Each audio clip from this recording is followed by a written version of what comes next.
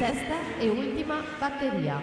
In corsia 1 Giorgia Zaltron, alla 2 Sofia Stolfi, in corsia 3 Giada Pizzol, alla 4 Valentina Tellan, in 5 Sofia Longhin, alla 6 Angela Gorza, alla 7 Caterina Maggiolo, in 8 Aurora Carnielutti.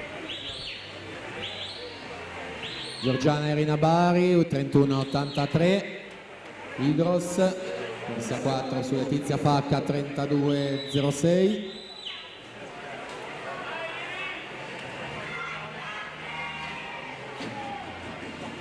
Netto il vantaggio Giorgiana Irina Bari, si prende la vittoria, il miglior tempo al momento 1.06.42 per salire al comando della classifica. Letizia Facca 1.8.24, Giada Solmi 1.9.82, ultima batteria.